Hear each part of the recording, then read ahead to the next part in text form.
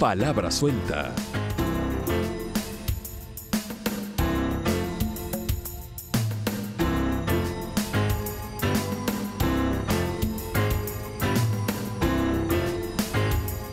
Hola, ¿qué tal? Buenas noches, bienvenidas, bienvenidos. Palabra suelta con usted este día miércoles 31 de mayo, último día del quinto mes del año. Qué barbaridad, cómo pasa el tiempo.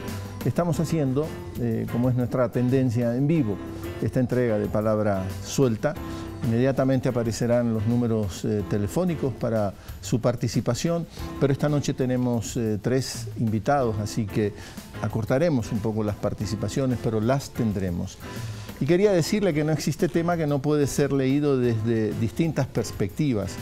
Los pronunciamientos de un presidente siempre tendrá repercusiones nacional e internacional. El presidente Moreno ha calificado a Julian Assange de hacker.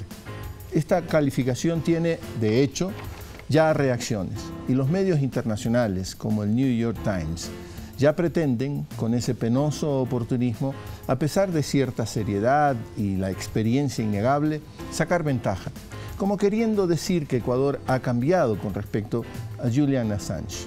¿Existe ese cambio? ¿Es trascendente?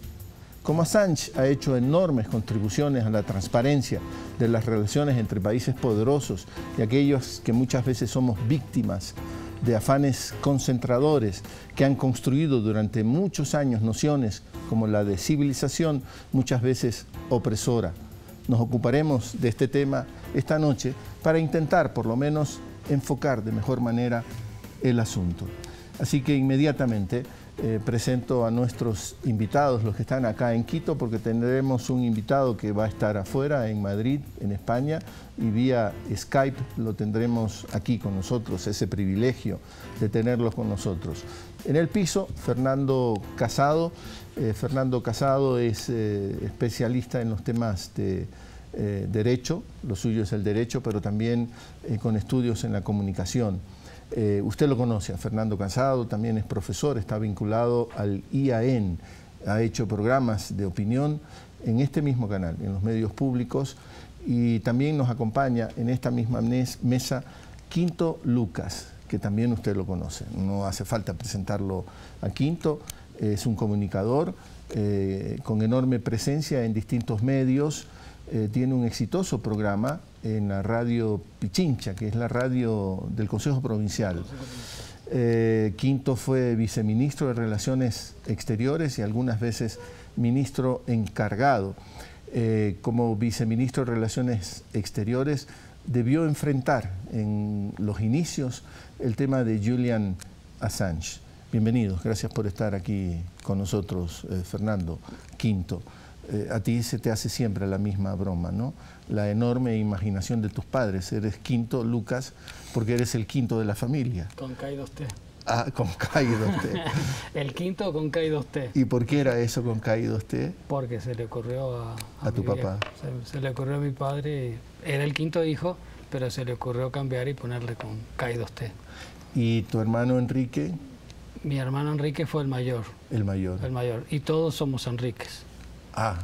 Todos somos, era Enrique Joaquín, fue mi primer hermano que murió, mi segundo hermano que no murió así nomás. No, murió en Bolivia luchando con el Ejército de Liberación Nacional de Bolivia. Murió también su compañera. Su compañera está desaparecida. Ajá. Fue trasladada a Orleti, que es uno de los campos de concentración argentinos, y todavía está desaparecida. ¿Y el sobrino tuyo también? Mi sobrina. Estuvo desaparecida, fue reencontrada por las abuelas de Plaza de Mayo y lamentablemente falleció hace unos meses de cáncer. Fue recuperada cuando tenía 9 años. Una de las niñas recuperadas por las abuelas, una de las nietas recuperadas. Y falleció con cáncer increíblemente después de toda su historia. Hace unos meses, y estuvo secuestrada por el segundo de la AAA Argentina, por Eduardo Rufo. Eso marca, entre otras cosas, aquello que ha caracterizado tu vida, esta lucha, esta inclaudicable lucha en defensa de los derechos de las personas, siempre a favor de los más vulnerables. Sin duda, porque nací en una familia muy vinculada al tema de trabajo social, de derecho social. Mi padre, más allá de la inventiva de los nombres, era un médico de pueblo, de un pueblo que estaba justo vinculado a todo un ingenio azucarero en el Uruguay, donde surgieron las luchas por la tierra en determinado momento, y más o menos de esa zona salió parte de lo que después fue el Movimiento de Liberación Nacional Tupamaros. Me voy a volver, se llama tu programa.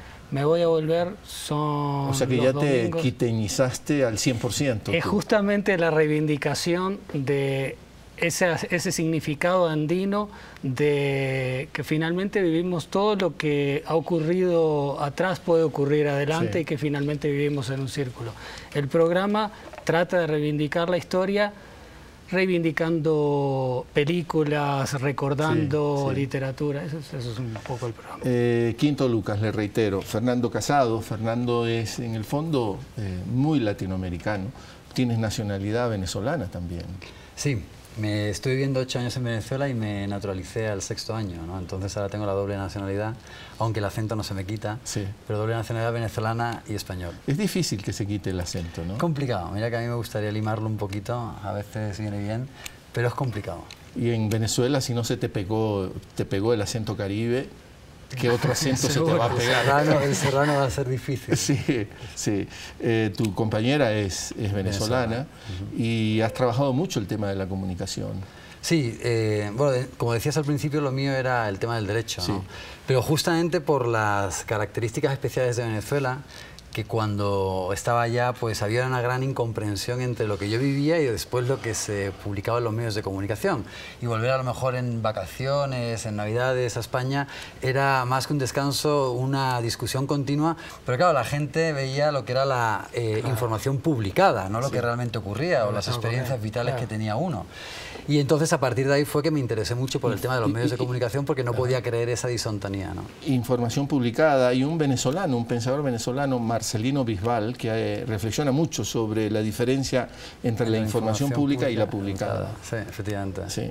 Y creo que ya las audiencias están siendo más sutiles para estar advertidas sobre esa diferencia. Quizás una vez que se logra romper esa hegemonía oligopólica que han tenido normalmente los medios privados con fines de lucro, ¿no?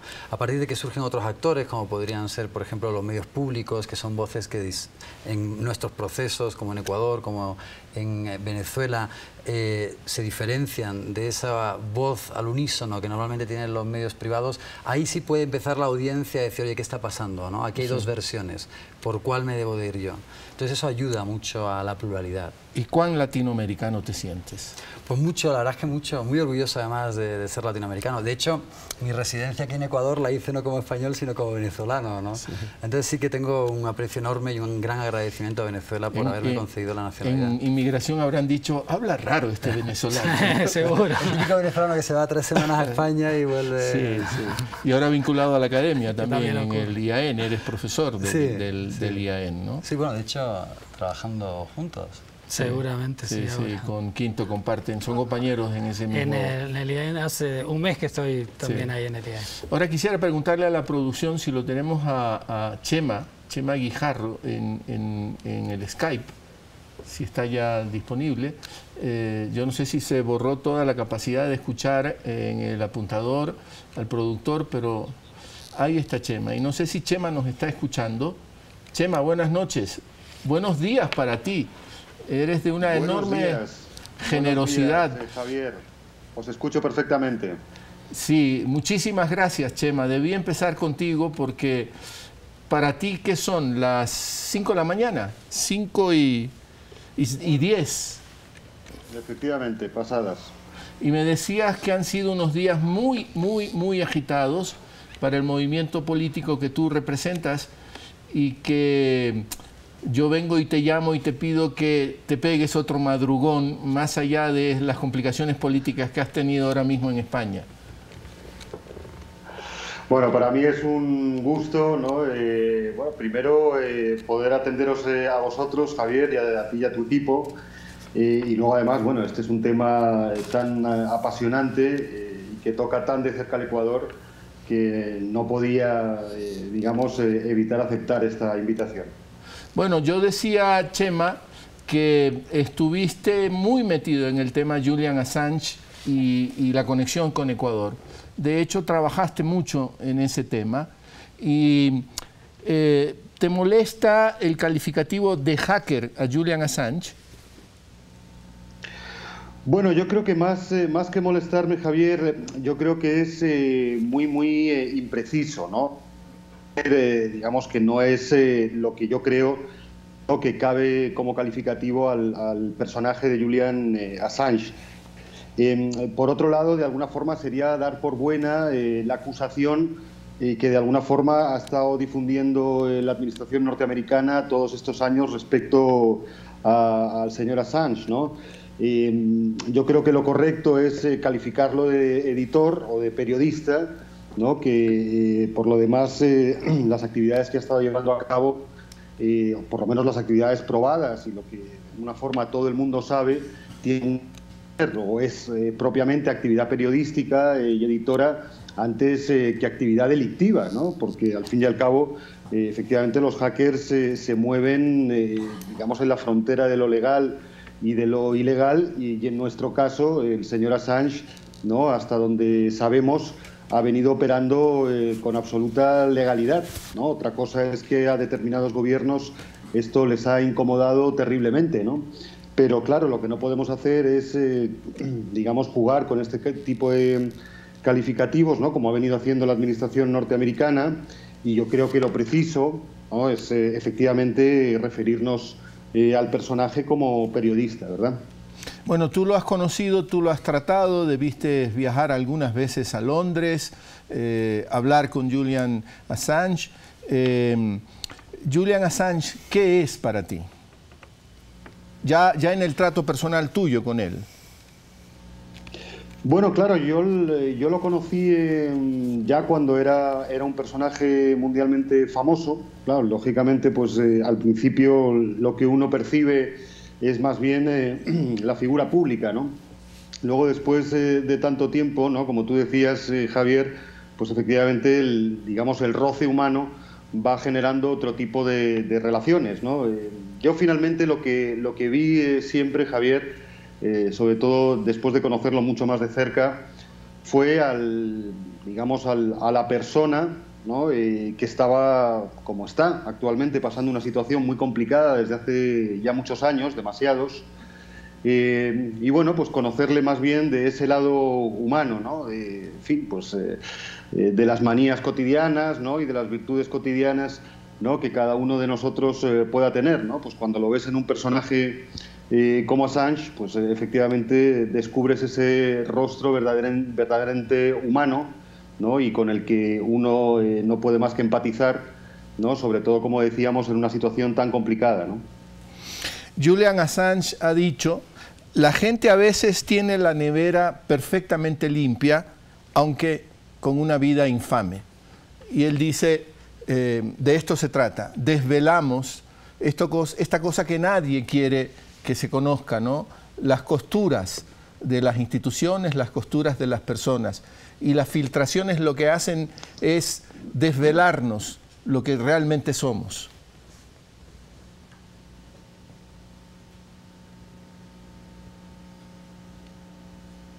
¿Me escuchaste, Chema?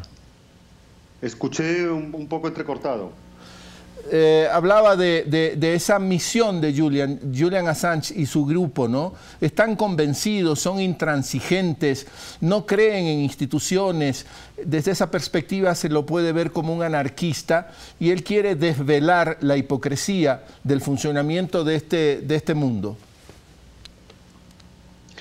Bueno, efectivamente, si tuviéramos que catalogarlo, ¿no? En alguno de los, digamos, ubicaciones ideológicas, yo creo que el del anarquismo posmoderno podría ser un buen lugar, ¿no? donde colocar esa definición.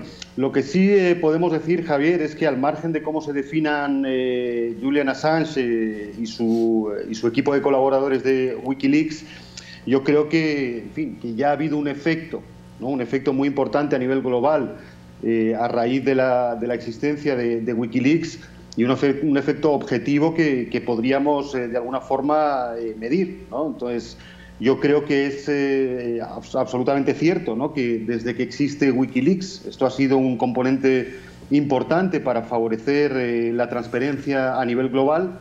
Creo que también, de alguna forma, ha limitado la impunidad y, desde luego, no podemos decir más que, en el fondo, ha reforzado la libertad de expresión, ¿no?, esa libertad tan vinculada al mundo del periodismo, pero en general a toda la ciudadanía. Y ahí yo creo que podemos hablar de esas tres aportaciones fundamentales, ¿no?, que ha hecho Assange y que el periodismo hace a la democracia, por lo que el calificativo de periodista, por lo tanto, además sería aún más pertinente, ¿no? Le reitero, Chema Guijarro en España. Chema es el secretario general del Grupo Unido Podemos. Estás en eso, ¿no, Chema? ¿No? Estoy correcto, ¿no?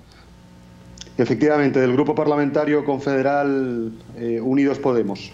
Yo no sé, Chema, y perdona mi ignorancia, incluso técnica en este caso, si tú puedes ver la imagen de lo que estamos transmitiendo, porque yo quiero usar una imagen sacada hoy mismo del New York Times, versión español, que me va a permitir que Fernando Casado te haga una reflexión y a ver qué opinas tú. A ver si nos ponemos al aire esa imagen, le pido a la producción, de el titular de New York Times, alrededor de... Ahí la tenemos, no sé si está al aire, si la podemos ver ya al aire, ahí la tenemos, pero creo que no está en buenas condiciones, producción, si la podemos usar la pantalla completa, exacto. Assange podrá permanecer en la Embajada de Ecuador, pero Lenín Moreno lo considera un hacker, dice el titular del New York Times, como queriendo, yo decía al principio, sacar ventaja. Y si tú estás ahí, Chema, y has podido ver esa portada, ahora, Fernando, quisiera que, en base a lo que conversábamos antes, sitúes un poco también el tema, porque tú dices, no está ahí el problema, esto es un error, ahí no está la verdadera discusión, esto es una suerte, yo decía, de oportunismo mediático. En otro lado está la discusión. ¿Quieres tú plantearlo para ver qué reflexión tiene también Chema desde España? Sí, bueno, lo que hablábamos antes de que empezara el programa era precisamente que hay una especie de intento para mover el foco de lo que realmente importa acá, ¿no? Desde que se archiva la denuncia por acoso sexual de Suecia, nos encontramos con que ya habiendo el año pasado, además, por parte del grupo contra la detención arbitraria, pues una resolución en la que se dice que está detenido arbitrariamente Assange por parte de las autoridades británicas, es cada vez más débil la argumentación para mantener todavía a Assange sin un salvoconducto para que venga acá a disfrutar de su condición de asilado. Entonces, de alguna forma, pese a que pudiera ser poco acertada la definición de Assange como hacker, el hecho de que haya ahora saltado a todas las primeras portadas de los diarios esa fricción que hay entre, o que podría haber, o que se está convirtiendo en información publicada y en opinión publicada entre Assange y el gobierno de Lenín Moreno, viene un poco también a tratar de crear ficticiamente una grieta que los medios maximizan, al mismo tiempo que también se trata, creo, incluso de indirectamente debilitar al gobierno de Lenín Moreno en su política internacional. Entonces, yo creo que hay que seguir insistiendo en que es insostenible la detención arbitraria de Julian Assange y que se debe además de liberarlo lo antes posible, que el Reino Unido debe de cejar en su intento por mantener este acoso claramente contra Julian Assange, porque además la argumentación es que Julian Assange rompe la fianza con la cual sale para refugiarse en la Embajada de Ecuador. Pero ahora que Suecia, y eso era en base a una orden de arresto de la Interpol emitida por Suecia. Entonces, si Suecia archiva, no hay motivos para que siga todavía el Reino Unido insistiendo en mantener el cautiverio de Julian Assange. Y al mismo tiempo también, ya terminando, el hecho de que pareciera o que se sospecha que a lo mejor también hay un intento por los Estados Unidos de seguir revalidando esta orden también de arresto después de lo que fueron las filtraciones en relación al Partido Demócrata y los correos de Hillary Clinton, ¿no? Entonces, yo creo que eso es lo más importante, lo que se debe discutir y donde debemos de, en todo momento, poner el foco. O sea, es paradójico, ¿no? Somos nosotros los que los hemos puesto en una situación incómoda. Digo, al darle el refugio, al estar en la Embajada del Ecuador, van a ser en pocos días 5 años de Julian Assange en la Embajada de Ecuador. El 12 de junio se cumplirán 5 años. Somos nosotros los que los ponemos en situación incómoda a ellos, que han estado acostumbrados a ser el centro, ¿no? Los que determinan quiénes deben estar incómodos o no. Ahora son ellos los que están incómodos porque, como decimos en este lenguaje popular, la pelotita está en su terreno y son ellos las que tienen que resolverlo. Tú has seguido todo esto, Chema, lo que ha dicho Fernando, ¿no? Sí, absolutamente, y coincido con él. Quiero además mandar un fuerte abrazo a Fernando y a Quinto, ¿no? Que a los dos los conozco bien y los tengo en alta estima y mucho aprecio, así que también un abrazo para ellos. Igual para ti, Chema. Y efectivamente, Javier, ¿no? Yo creo que ahí Fernando ha estado muy acertado. O sea, desde el momento en que cayó la orden de arresto europea, ¿no? A raíz de la clasificación de la causa en Suecia, efectivamente ya no tiene sentido, ¿no? Que Reino Unido siga alegando una violación de arresto domiciliario que estaba vinculada, digamos, necesariamente a esta orden de arresto, ¿no?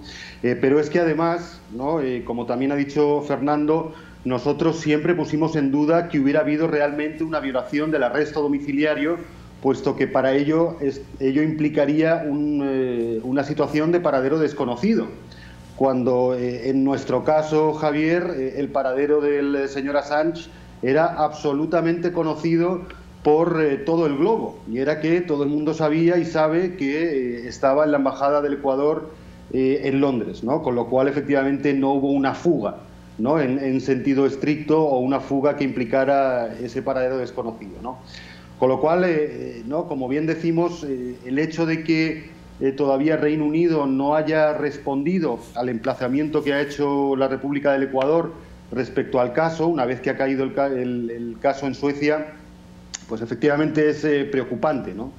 Es preocupante porque lo que nos hace sospechar a algunos es que están esperando a que Estados Unidos, la administración norteamericana, pues se decida a solicitar la extradición en un corto periodo de tiempo, ¿no? El hecho de que no hayan resuelto ya, ¿no? Digamos, esta situación absolutamente inverosímil y de alguna forma incomprensible, pues como digo, sí que nos genera a muchos de nosotros dudas sobre qué es lo que quiere hacer realmente el Reino Unido y hasta qué punto está de alguna forma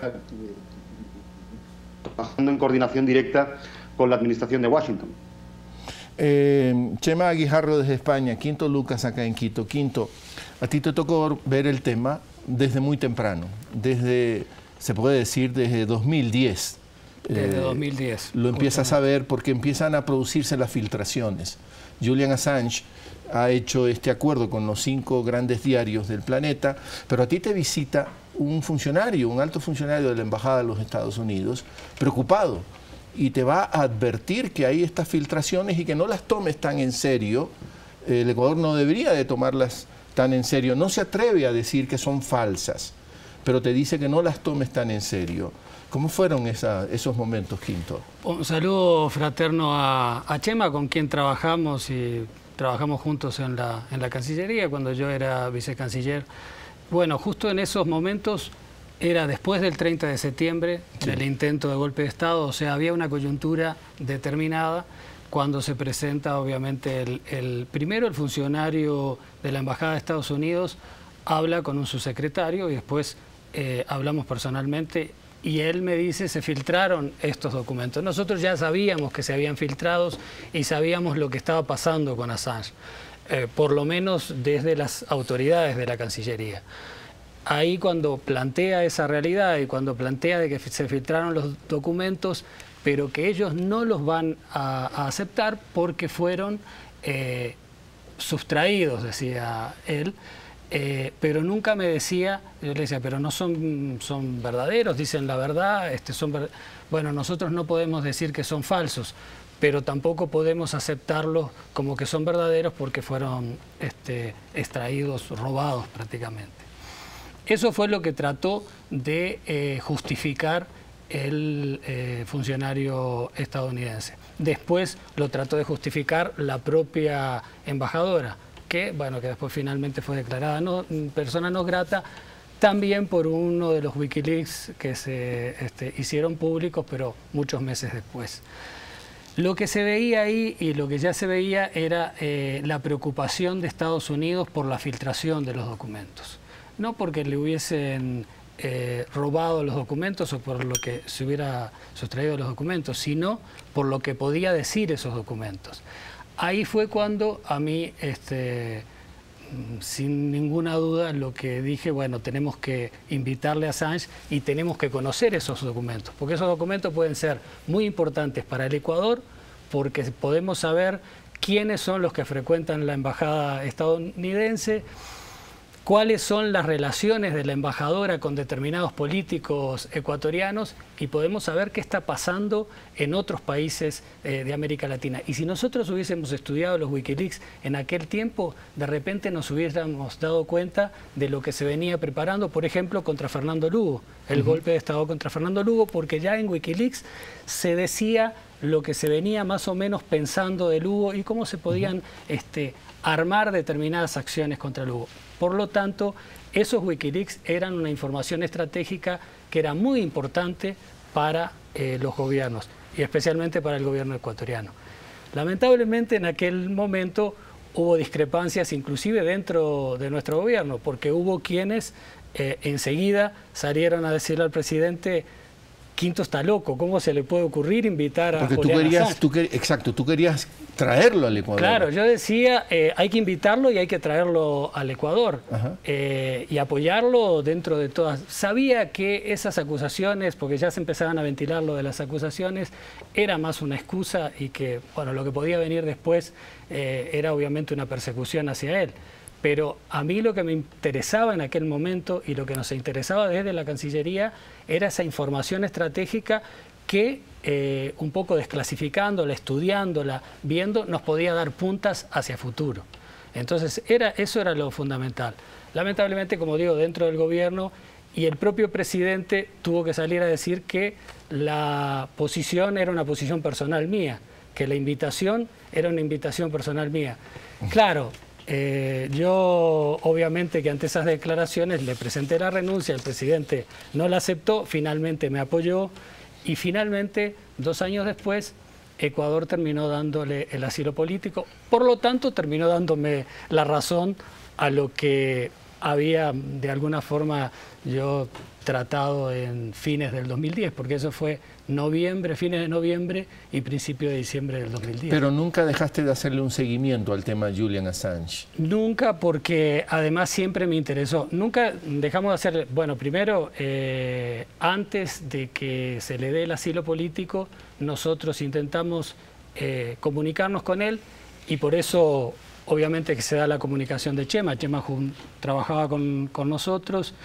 En principio iba a ir yo a Londres. A Londres, pero como vicecanciller, bueno, eran las cosas complicadas, pero lo primero que le pedimos a Assange, y además como una muestra de buena voluntad, era de que justamente los Wikileaks ecuatorianos fueran colgados todos en la web, porque lamentablemente eso de haber entregado a determinados medios lo que hizo en el Ecuador es que el Universo y el Comercio utilizaran lo que les convenía y no utilizaban los Wikileaks que no les convenía. Entonces nosotros lo que queríamos era que se transparentara toda la información. Ahí Assange y Wikileaks colgó en toda la página todos los documentos de los Wikileaks, que obviamente había que traducirlos, pero por lo menos estaban ahí. No los tenía solo 2 grandes medios de comunicación del Ecuador. Chema, lo que dice Quinto que pasaba en Ecuador, pasaba en el planeta entero, porque los otros 5 periódicos con los que primero llega a una suerte de acuerdo esta fundación, porque no es solo Julian Assange, hay un equipo trabajando en esto, y empiezan a seleccionar qué le filtran a sus audiencias. Y ahí hay una clara manipulación, Chema. Así es, ¿no? Como muy bien ha explicado Quinto, ¿no?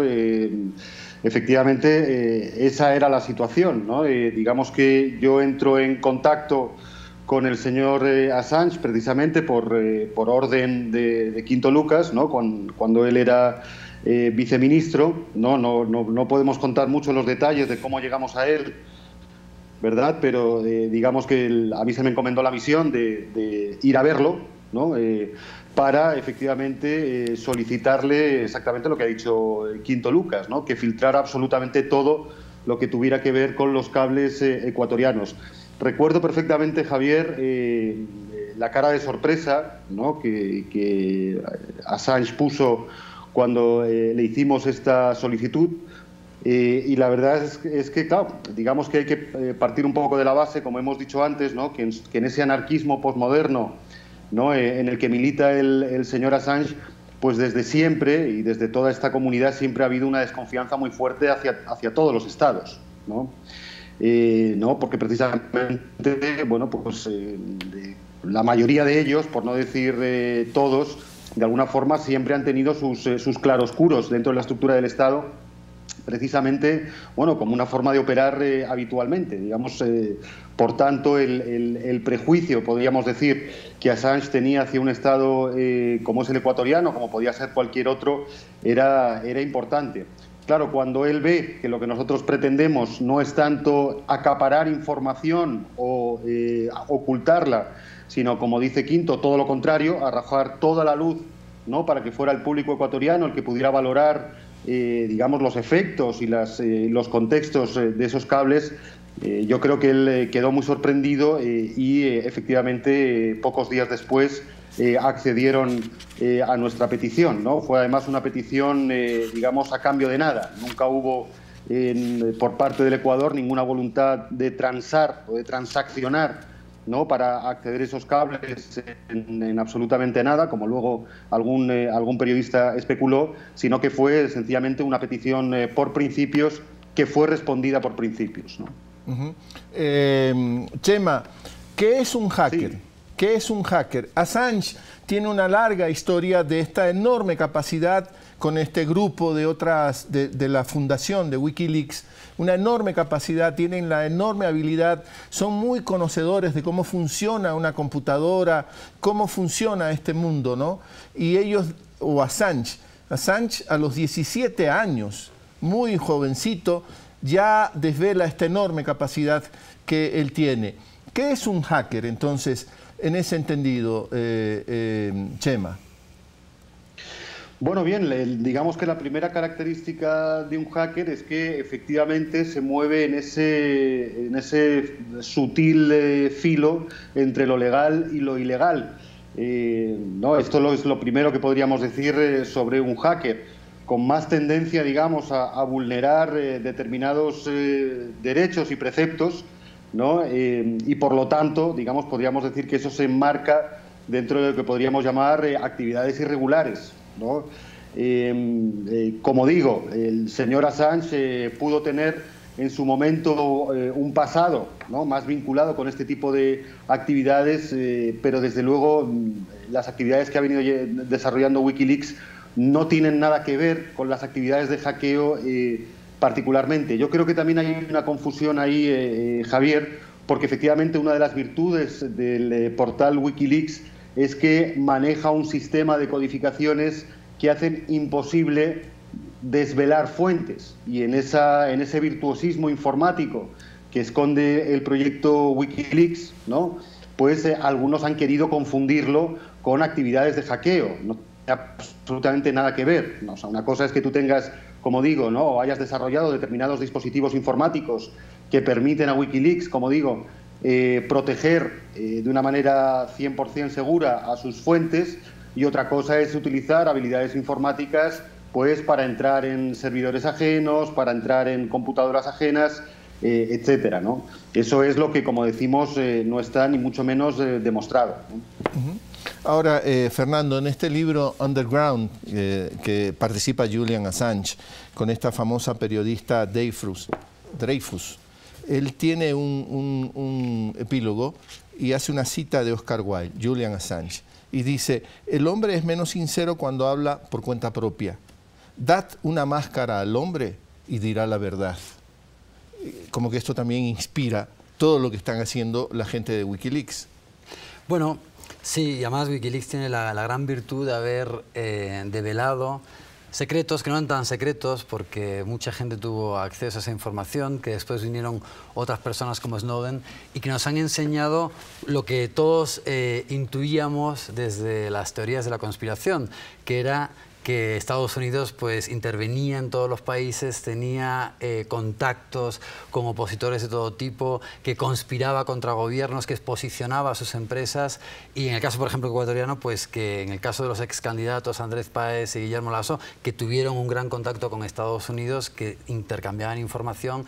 Y entonces, pues como antes al principio decía Chema, pues esto sirvió mucho para transparentar una grandísima opacidad de cómo funcionaban los Estados Unidos, su Departamento de Estado, y por lo tanto hay que agradecer muchísimo a Assange este trabajo, que después han venido otras personas también, y de ahí también un poco entender el castigo ejemplar que se busca con Assange, ¿no? Porque obviamente esto ha hecho muchísimo daño, aunque no tuvo las mismas dimensiones en cuanto a un escándalo político. A eso voy, aunque no pueda ser a lo mejor comparado con el Watergate, que acaba con la presidencia de Nixon, pero sí que, por ejemplo, dio lugar a que hubiera un enfriamiento entre las relaciones entre Alemania y Estados Unidos, entre Brasil y Estados Unidos, en que se impusieran una serie de medidas de seguridad extras a lo que eran incluso relaciones entre aliados, donde se vieron observados y se vieron espiados gracias a la información que fue develada por los Wikileaks. Con lo cual yo creo que además ya la ciudadanía ha tenido en sus manos una grandísima cantidad de información con la que argumentar lo que ya sospechábamos, ¿no? El gran hermano al que se nos ha sometido durante todo este tiempo, y que reafirma una vez más, ya incluso con información que era pasada a empresas privadas, Snowden posteriormente. Hemos de repetir esto, ¿no? La pesadilla orwelliana fue imaginada por Orwell por Stalin. Él decía, es Stalin el que nos va a supervigilar a todos, y resulta que no. Es este capitalismo desenfrenado el que monta todo este sistema de vigilancia. En nombre de la libertad nos espían hasta los lugares más recónditos de nuestra intimidad. Ahora, quinto, ¿qué rol juegan los medios en todo este tablero, en toda esta complejidad que es el mundo actual? Lo informático, la enorme capacidad que tiene la informática, gente como Julian Assange, su fundación y su papel periodístico. ¿Qué rol juegan esos medios, esas grandes cadenas mediáticas? Y los medios fueron fundamentales, más allá de todo lo que significan los medios en general, pero en el tema de los Wikileaks fueron fundamentales porque justamente los medios que accedieron en principio a los cables utilizaron determinados cables tratando de decir que los cables no tenían ninguna importancia, en el sentido de filtrar cables sobre problemas domésticos o determinadas incidencias con autoridades de los países, sin transparentar los que sí tenían mucha importancia y que hablaban de la política interna. Entonces transparentaban determinados problemas sobre Cristina Fernández de Kirchner, lo que ellos querían, porque lo que se buscaba en ese momento era decir: todos los embajadores hacemos determinados informes, esos informes no tienen ninguna importancia. Y era un error o era una búsqueda de tratar de desprestigiar los cables, porque se sabía que en determinados cables, y cuando nosotros ya accedemos a los cables ecuatorianos, una cosa es lo que decía Fernando, en lo que involucra a determinados personajes que después fueron candidatos. También podríamos hablar de la diplomacia ecuatoriana, que habían diplomáticos que también estaban vinculados por las relaciones que tenían con las embajadas, o con la embajada y con la embajadora. Entonces, lo que se trataba de desvirtuar era esa importancia de los personajes que actuaban a favor de Estados Unidos en los países, en este caso de América Latina, que era lo que a nosotros nos interesaba, pero a nivel mundial. Y ahí jugaron un papel fundamental los medios de comunicación. Y en Ecuador, los dos medios que mostraron algunos cables, como El Comercio y El Universo. ¿No fue también dramático, Quinto, que otra vez lo que se quería era matar al mensajero?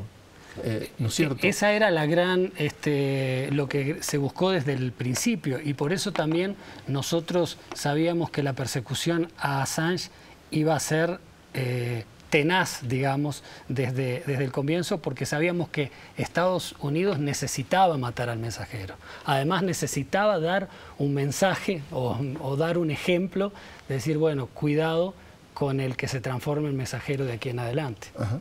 Ajá. Y eso ha sido siempre a lo largo de la historia de Estados Unidos. Lo que pasa es que ahora trabajamos, está el tema del Internet, hay otro tipo de comunicación, entonces, bueno, se conoce más a nivel mundial.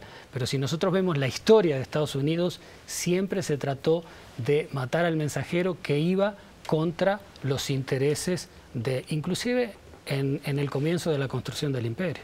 Apostilla tuya. Sí, bueno, en relación a los ejemplos que también ha dado Quinto, hay muchísimos cables que son interesantísimos, ¿no? Pero hay uno que también muestra cómo fue, primero, la ocultación por parte de los medios de comunicación interesada, ¿no?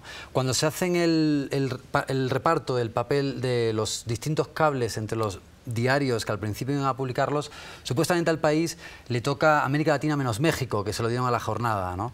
Entonces es muy interesante porque surge un cable de una manera como muy... que o sea, no aparece en el país, pero sí aparece en el Washington Post, que es sobre unas declaraciones de Uribe en las cuales ofrece que la única alternativa para acabar con Chávez es una intervención armada. Y habla directamente Uribe con la embajada americana, que él pone a su disposición el territorio colombiano para lo que él considera la única solución posible del problema Chávez, ¿no? Es decir, ofreciendo el territorio colombiano para que sea la cabeza de playa para la invasión de Venezuela. O sea, algo fortísimo, que no publica el país y que después se encuentra, bueno, después ya fue publicado en la página web de Wikileaks cuando se liberan todos los cables, pero que hubo que buscarlo de una forma pues, muy como medio escondida dentro del Washington Post, ¿no? Cosas tan graves como esa que deberían de haber sido los titulares de la prensa internacional. Y eso que el Washington Post no estaba al comienzo entre los 5 grandes medios con los cuales Assange hace el acuerdo, que son el New York Times, Der Spiegel, Le Monde, The Guardian y falta uno, ¿no? El País, ya lo mencioné al comienzo, ¿no? Pero eran 5 grandes... Sí, y La Jornada por el tema en México también le dan los cables mexicanos, ¿no? Chema, este programa también tiene, y esta vez yo lo advertí al principio, no íbamos a pasar gran cantidad de llamadas, pero quiero pasar una porque la gente está queriendo participar y es de Juan Carlos Valencia, que viene desde Quito, así que también te pido paciencia, que escuches lo que va a plantear el televidente, iba a decir radio escucha, influencia de Quinto Lucas, que tiene su programa en radio. Así que Juan Carlos Valencia, buenas noches, gracias por participar y adelante con su comentario. Sí, buenas noches. Quería dar un comentario. Lo que pasa es que los Estados Unidos hay que reconocer que son poderosos económicamente, ¿no? Pero yo, o sea, digamos, yo pongo esta pregunta, ¿no? ¿Por qué si personas, digamos, quieren se meten, digamos, buscan información de Estados Unidos en sus servidores, se meten en graves problemas? Pero cuando los Estados Unidos se meten en los países, en su política, en todo eso, o en cuestiones que solo son de carácter, digamos, que son de los países, se meten los Estados Unidos, digamos, ¿por qué? Ahí sí no pasa nada. ¿Será por su poder económico que tienen los Estados Unidos? El que no realmente se meten los países, se meten Estados Unidos en los países latinos o europeos y no pasa nada, y digamos, y si un país se mete en la política o interviene en los servidores de Estados Unidos, ahí sí, digamos, los Estados Unidos arman, digamos, tremendos problemas. ¿Será por tal vez su poder económico que tienen los Estados Unidos? Esa es mi pregunta. Muchas gracias. Sí, creo que, bueno, ¿quién quiere contestarla? Quinto. Creo que la historia de las intervenciones de Estados Unidos han marcado a América Latina y la han marcado en distintos aspectos. Y ahora en este mundo de la globalización de las comunicaciones, obviamente, si bien a veces ese poder casi omnímodo o ese imperio que se había ido construyendo hace aguas y la propia forma de Wikileaks y eso rompen esas posibilidades del poder omnímodo de Estados Unidos, obviamente lo que trata es de cerrarse y no dejar de que justamente ese poder sea, por lo menos, fracturado. Chema, una vez que se produce lo de Wikileaks y se empiezan, bueno, Wikileaks es casi decir una tautología, que se empiezan a producir las filtraciones, porque eso es filtración, no se paran, ya no será posible parar eso. Hemos encontrado el camino para quitar la máscara y así pasará a futuro, Chema. Bueno, yo no sé si hemos encontrado la panacea definitiva, pero yo creo que, digamos, se ha dado un paso de gigante y, como tú bien dices, Javier, irreversible, ¿no? Yo creo que precisamente si Wikileaks va a pasar a la historia de las comunicaciones, pero en general a la historia global, es precisamente por haber liberado uno de los potenciales, digamos, más fenomenales que puede tener la transparencia y la comunicación pública, ¿no? Que es precisamente la figura del insider, ¿no? Es decir, de alguien que está dentro, ¿no? Y que normalmente por motivos éticos, ¿no? O por intereses personales, al final siente la necesidad de publicar o de difundir determinada información. Si no tuviéramos acceso a estas personas, ¿no? A los insiders, ¿no? Que se llaman, pues sencillamente sería imposible descubrir muchísimas de las tramas de corrupción o de conspiración que pueden ocurrir, ¿no? Y en ese sentido, el hecho de haber abierto las puertas, ¿no? Y haber liberado esas potenciales que tiene la figura del insider, pues de alguna forma lo ha hecho ya, como digo, irreversible, ¿no? Y en ese sentido hay una era pre y una era post Wikileaks, ¿no? En ese sentido sí podríamos decir esto, ¿no? Y otra de las paradojas de estos días planetaria, Chema, tú que estás en España, eres europeo, estás actuando en la política europea, es que antes Suecia era el destino de los refugiados latinoamericanos. Hoy Suecia amenaza a un ciudadano australiano que solo obtiene refugio en Ecuador, en la Embajada del Ecuador. El mundo como que ha dado vueltas. Ha dado muchas vueltas, ¿verdad? Ha dado muchas vueltas. Efectivamente, yo creo que existe en el imaginario colectivo, ¿no? Esa imagen del Reino de Suecia, digamos, ¿no? Como un país muy abierto, ¿no? Con digamos, un apego a los derechos humanos muy importante. Y bueno, pues también lo que descubrió en este caso es que en suecos, también como todos los estados, ¿no? Pues también tiene sus propios intereses, ¿no? Y sus propias maneras de actuar, ¿no? Dicho esto, sí hay que recordar que cuando el episodio con Suecia estalla, ¿no? Hay un gobierno conservador en Estocolmo que ahora mismo ya no está. Ahora mismo, como sabéis, el gobierno sueco es una coalición de la socialdemocracia con la izquierda, ¿no? Y digamos que, bueno, pues esto yo creo que también se ha notado, ¿no? en la presión que ha tenido el señor Assange. Por supuesto, digamos, lo que tenía encima el señor Assange era un procedimiento judicial y efectivamente la independencia judicial en Suecia, bueno, pues es importante, ¿no? Pero desde luego no podemos negar que efectivamente ha habido un cambio de actitud, ¿no? de las autoridades suecas, digamos, en todos estos años y un poco también a raíz de ese cambio en el gobierno, ¿verdad? Chema, te escuché en una entrevista, ahora que estás actuando en la política en España, que decías, Podemos también se alimenta de otros contextos.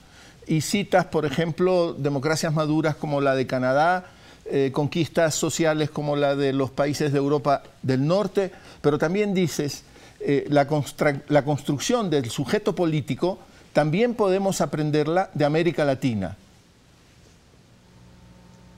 Efectivamente, yo creo que no, esa es una de las grandes lecciones, ¿no? que hemos aprendido muchos de nosotros en estos años. Yo particularmente me declaro alumno de esa escuela, ¿no? Entonces, efectivamente, sí podemos decir, ¿no? como bien dices, Javier, que por lo menos a mi movimiento político, a mi partido político, digamos, la experiencia latinoamericana de la que efectivamente nos hemos nutrido, no tiene tanto que ver con el tipo de modelo político-social, ¿no?, al que queremos aspirar, sino el modo en que se hace política, ¿no? Es decir, el modo en que se apela directamente a un sujeto político, ¿no?, digamos que es el pueblo, para efectivamente, bueno, pues entrar en una nueva fase y en una nueva forma de hacer política. Y eso es lo que yo siempre he destacado, Javier, ¿no?, que nosotros de alguna forma somos herederos de esa manera de hacer una construcción popular, y yo desde luego no tengo ningún problema, ¿no?, en reconocer esta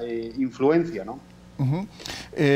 Aprovecho estos últimos minutos, Chema, también te pido que no sé si te mueres de sueño, si la madrugada fue muy fuerte, si te quieres recuperar, pero digo, estos últimos minutos dedicarlos a Venezuela, porque también Fernando y Quinto conocen el tema, tú también lo conoces, y sabes que hoy hubo una reunión, hoy para nosotros en este horario de América Latina, ayer para ti, una reunión extraordinaria de cancilleres en la OEA para tratar el tema de Venezuela, y no llegó a ningún acuerdo esa reunión extraordinaria de cancilleres, Fernando.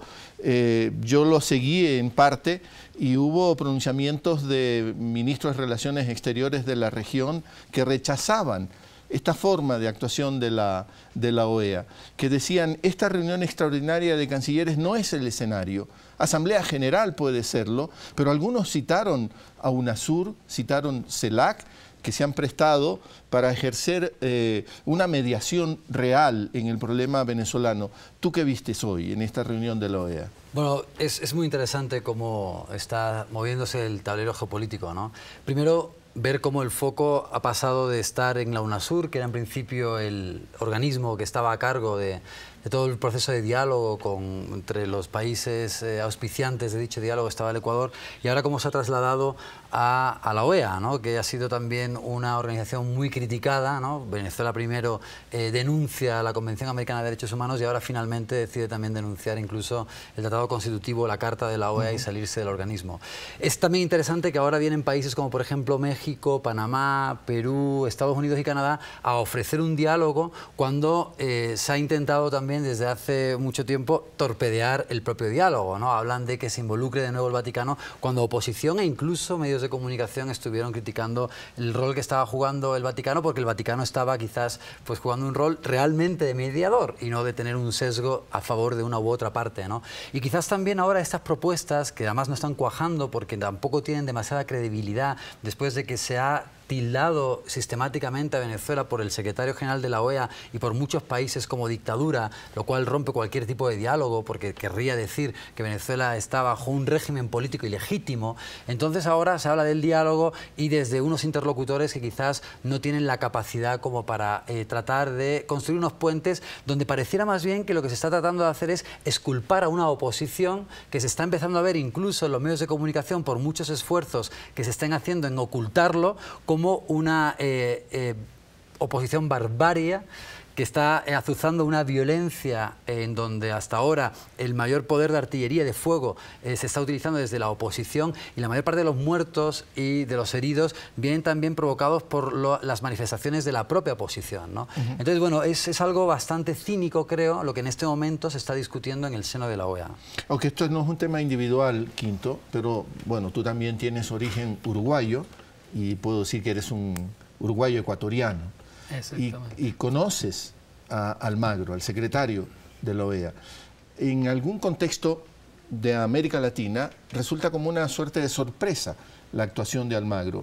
Para ti no tanto. Lamentablemente trabajé con Almagro. Después que yo salí de la Cancillería ecuatoriana, fui a trabajar con Pepe unos cuantos meses. Mujica. Con Pepe Mujica, a quien conozco desde niño porque estuvo preso con mi hermano justamente en las épocas del 70. Y justamente lo que vi trabajando con Almagro, yo era embajador para UNASUR, CELAC y ALBA, y lo que vi trabajando con Almagro era su proximidad con la embajada, con la embajadora en ese momento de Estados Unidos en Uruguay, y cómo de alguna forma hacía lo que la embajadora le decía que tenía que hacer, tanto a nivel de posiciones políticas hacia adentro del Uruguay como a nivel de posiciones políticas hacia afuera. Y ya en ese momento se veía sus posiciones en cuanto a Venezuela. Primero, él se opuso y puso trabas para que Venezuela entrara en el Mercosur. Él fue uno de los que puso trabas. Eso fue muy importante y Pepe lo desautorizó, y finalmente fue cuando Paraguay fue sacado del Mercosur por el golpe de Estado y todo. Almagro puso todas las trabas y Pepe lo desautorizó.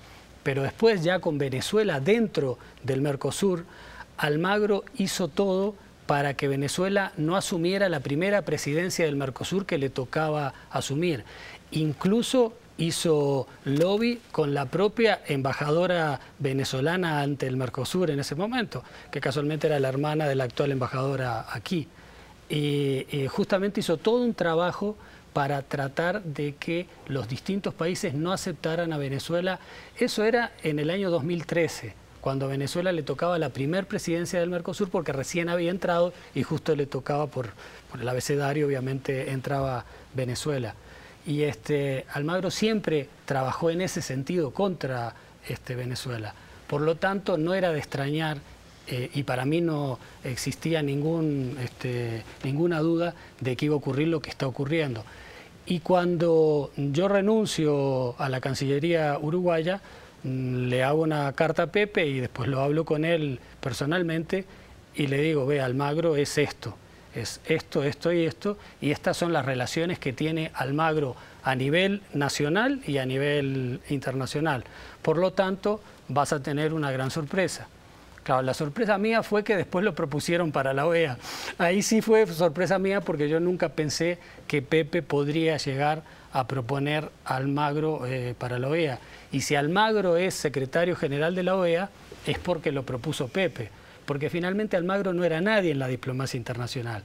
Inclusive cuando nosotros fuimos presidencia pro tempore de UNASUR aquí en Ecuador, que se hizo toda la gestión de institucionalidad de UNASUR, Almagro venía a tratar de ver qué estábamos haciendo, pero no tenía ninguna relevancia en la diplomacia internacional, era alguien del montón.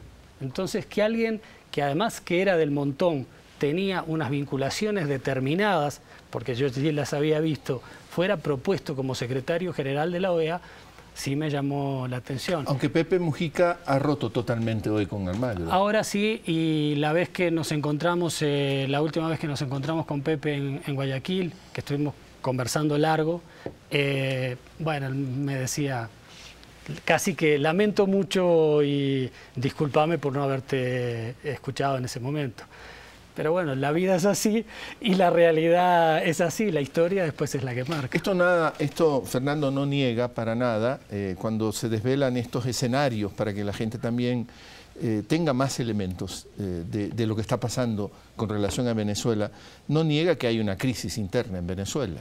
No, claro, sin duda es una situación muy complicada, una situación económica, una situación en la que realmente hay una hiperinflación, hay una caída brutal del nivel de vida en Venezuela y de muchísimos de los logros que se dieron durante los años previos.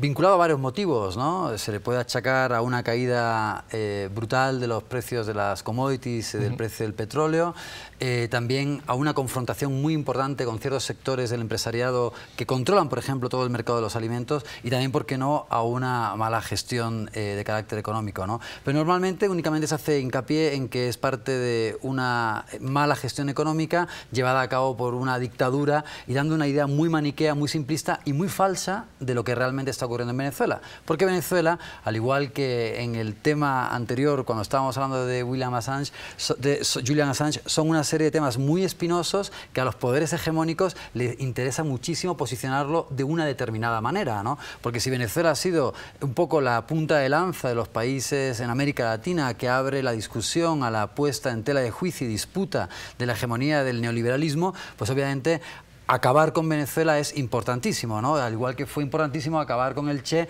en Bolivia, simplemente ya a modo de símbolo, ¿no? Y la simbología que tiene el poder hacer esto, ¿no? Ahora, Chema, en España también juega la cuestión de Venezuela, y particularmente con ustedes, Chema, porque se ha hablado de las estrechas relaciones de Podemos con Venezuela. ¿Cuál es tu lectura? Bueno, efectivamente, ¿no? Como muy bien ha dicho Fernando, Venezuela desde el año 98, ¿no? Desde la llegada del comandante Chávez al poder, ha sido siempre un modelo y un símbolo, ¿no? Tanto para unos como para otros, ¿no? Podríamos decir. Y desde luego aquí en España, pues efectivamente, ¿no? La derecha política ha querido establecer vínculos, ¿no? Sobre todo económicos, porque efectivamente nosotros siempre hemos reconocido, digamos que compartimos determinadas visiones políticas y sobre todo hemos trabajado, ¿no? Muchos de nosotros para algunos países latinoamericanos, incluido Venezuela. Y bueno, pues efectivamente aquí hay toda una estrategia bueno, pues para hablar de que nuestro partido surge a raíz de la financiación económica que nos habría trasladado Venezuela. Esto es absolutamente falso, ¿no? No tiene absolutamente nada que ver con la realidad, me refiero a ese vínculo económico, que por otro lado, si hubiera existido, tampoco hubiera sido ilegal, ¿no? Pero sencillamente no existió, entonces pues nos negamos a reconocer, digamos, una mentira interesada como la que ha estado difundiendo la derecha española, que lo ha hecho básicamente, Javier, con un interés muy claro, ¿no? Y muy preciso, ¿no? Ahora mismo el gobierno de la derecha en España está absolutamente acosado y asediado por los casos de corrupción que no paran de aflorar, ¿no? Desde hace ya mucho tiempo, demasiado tiempo, ¿no? Donde nos vemos sometidos a un torrente constante de información, ¿no? Donde vemos las prácticas corruptas de este gobierno y entonces ante este acoso, pues lo único inteligente que se le ha ocurrido al gobierno para tratar de desviar la atención es señalar con el dedo al otro lado del Atlántico, ¿no? Sin descubrir o sin querer descubrir que la paja en el ojo ajeno que quiere ver ¿no? más allá del Atlántico, ¿no? Se corresponde, como decimos aquí, con una viga en el propio, ¿no? Quizá eso podría llegar a explicar mucho, ¿no?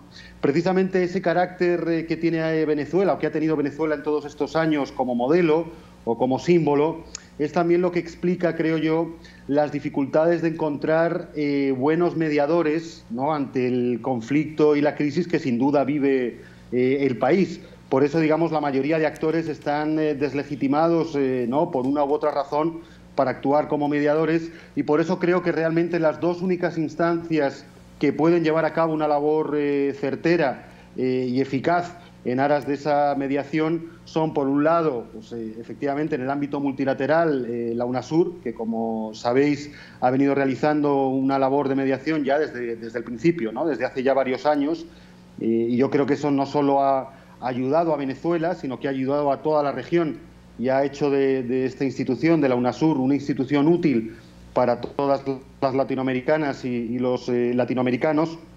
Y luego, por otro lado, ¿no? Fuera del ámbito multilateral, el Estado Vaticano, ¿no? Y concretamente el Papa Francisco, que efectivamente se ha involucrado, yo diría que personalmente en este caso, y ha sido capaz, ¿no? En contra de lo que han ocurrido con la mayoría de actores, ¿no? Que han entrado en este caso, de mantener una posición equidistante y de, en ese sentido, coadyuvar hacia una solución pacífica que, por desgracia, todavía no llega. Pero me atrevo a decir que los roles, los papeles de esas dos organizaciones, por un lado UNASUR, como digo, por otro lado la diplomacia vaticana, son fundamentales y yo sigo apostando a que son claves para salir de este atolladero ¿no? en el que nos encontramos. Chema, te quiero agradecer por haber aceptado nuestra llamada y tu participación en este programa. Y desearte suerte en todas tus aventuras políticas. Hoy mismo en España hay una moción de censura, ustedes están trabajando muy fuerte en ese sentido y ahora también están sufriendo por el seguimiento que se puede hacer a los medios españoles de fuertes ataques de ciertos medios en España. Así es, ¿no? Efectivamente, digamos que los poderes fácticos aquí en España no están muy contentos con nuestra presencia en la arena política. Eso es evidentemente una buena noticia para nosotros porque efectivamente vinimos y nacimos para apartar a esos poderosos actores que han venido corrompiendo la democracia española durante tantos años y bueno, por lo tanto, digamos que asumimos encantados ese conflicto porque efectivamente si ellos nos consideran enemigos, es porque nosotros inicialmente lo señalamos como tal. Por lo tanto, bueno, pues efectivamente, ¿no? Como decía el Quijote, ¿no? Ladran, luego cabalgamos, ¿no? Chema, te reitero el agradecimiento. Igualmente, Javier, un fuerte abrazo para ti y para tu equipo, y también para Fernando y para Quinto. Nos vemos pronto y hasta luego. Nos vemos. Chema Guijarro desde España, al que ya le hemos hecho la despedida. Fernando, ¿y cuál va a ser la salida? ¿De Venezuela? Sí. Bueno, todavía sigue siendo una gran incógnita, ¿no?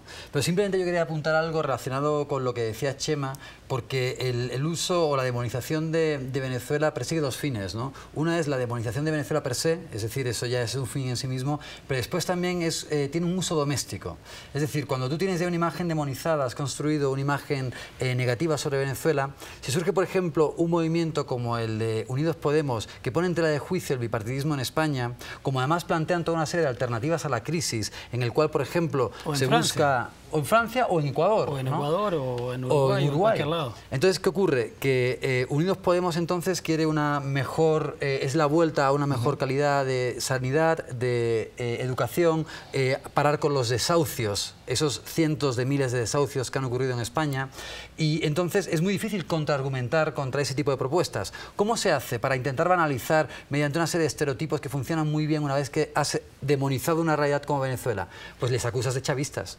Y de esa forma no tienes que explicar nada, ya le denostas, ya denigras al otro. Y es la misma estrategia que se ha utilizado en todos lados, ¿no? Entonces, la construcción de esa Venezuela diabólica es importantísimo para la perduración del status quo. Y sin embargo, Quinto, podemos ver Brasil, pero el Brasil de Temer, no el gran Brasil, ¿no? Del que hemos heredado muchas cosas maravillosas también. Esa cobertura que se hace del Brasil de Temer no tiene ni la más mínimo parecido, ni el más mínimo parecido a cómo se hace la cobertura en Venezuela. El otro día estaba, solo un día, en dos canales privados, la cobertura, estaba mirando la cobertura sobre Venezuela y la que se hace sobre Brasil. Y cómo se utiliza el lenguaje, porque en Venezuela es represión contra los manifestantes. En Brasil es tratar de parar a quienes están tratando de destrozar las oficinas públicas. Entonces hay un manejo del lenguaje para tratar de desprestigiar las movilizaciones en Brasil y tratar de justificar la violencia de la oposición venezolana.